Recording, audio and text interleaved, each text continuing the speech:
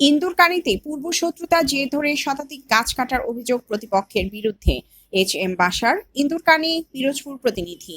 ইন্দুরকানীতে পূর্বশত্রুতার জের ধরে শতাধিক গাছ কাটার অভিযোগ উঠেছে প্রতিপক্ষের বিরুদ্ধে। উপজেলার বালিপাড়া ইউনিয়নে এ ঘটনা ঘটে। সোমবার সরেজমিনে গিয়ে দেখা যায়, উপজেলার বালিপাড়া ইউনিয়নের ৬ নং ওয়ার্ডের বাসিন্দা মোহাম্মদ কামরুল ইসলামের ভূদখলীয় জমির আম, লেবু, পেঁপে, কলা, সুপারি, চম্বল সহ শতাধিক গাছ কেটে ফেলা হয়েছে। এই গাছগুলো কাটার অভিযোগ প্রতিপক্ষ মোরেলগঞ্জ উপজেলার বাসিন্দা নাসিমা বেগম, বালিপাড়া গ্রামের লাবলু, আবুল বাশারের বিরুদ্ধে। তারা এর আগেও একাধিকবার ফলজ গাছ সহ বিভিন্ন প্রজাতির গাছ কেটে ফেলেছে বলে স্থানীয়রা অভিযোগ করেন।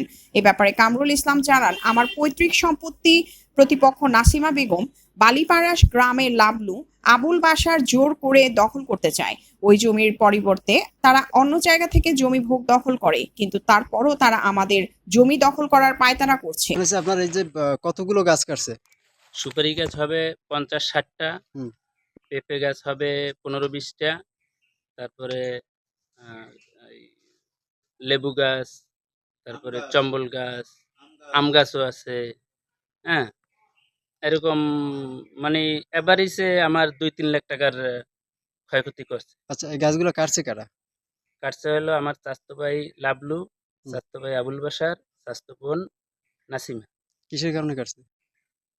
কাটছে তারা কাটতে থুয়ে গেছে, কিসের কারণে কাটছে তা তো আমি বলতে পারি না, কারণ তাদেরকে জিজ্ঞেস করছিলাম যে কিসের কারণে কাটছে, বলছে আমরা জায়গা পাবো তোমার কাছে। এই আচ্ছা, ঠিক আছে। আপনি কি থানায় অভিযোগ দিয়েছেন? জি, আচ্ছা, থানা থেকে কোনো পদক্ষেপ গ্রহণ করছে?